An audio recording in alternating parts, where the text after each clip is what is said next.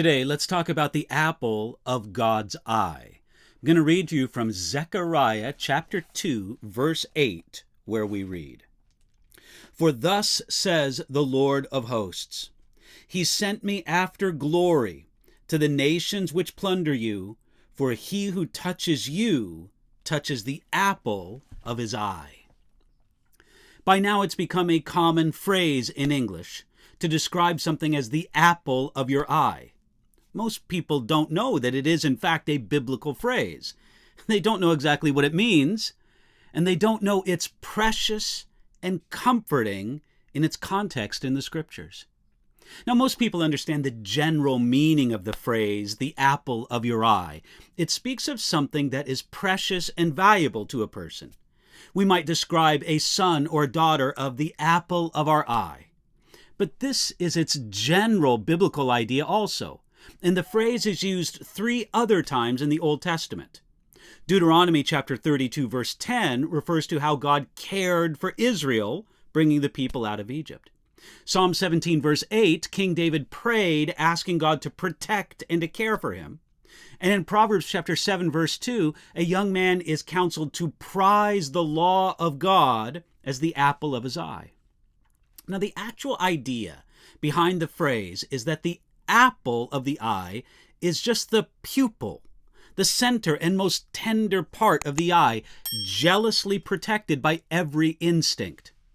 Our Creator set our eyes in a protected place because they're both important and vulnerable.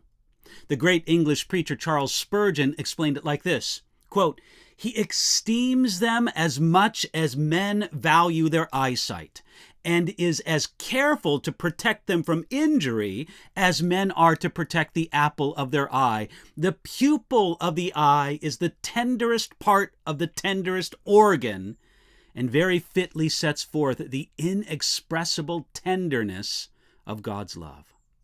So when God calls his people the apple of his eye, there are a few important ideas. Number 1, we are precious to God. Number 2, we are easily injured. And number 3, we need special protection. In the context from Zechariah chapter 2, we see that the phrase comes in the setting of encouragement to the returning exiles from Babylon. The people of God had been relocated out of the promised land by force, and now, after some 70 years, God allowed them to come back.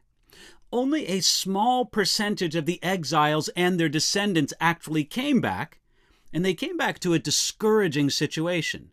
They needed many things, but especially heavy on their mind was their need for protection. Here, God promised to protect and to bless these returning exiles. He even went so far as to promise that he will protect them as a man protects the apple of his eye. In the book of 2 Samuel, we have the story of a man named Uzziah.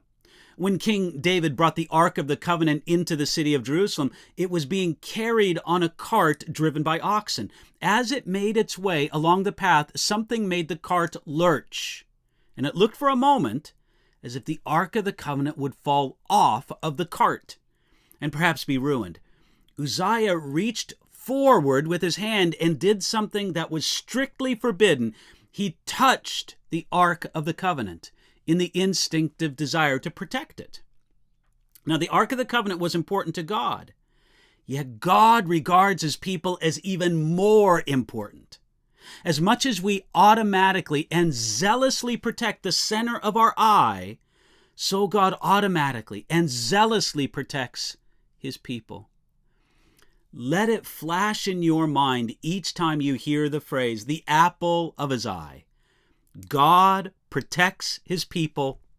They are precious to him. You can remember that and benefit from it today.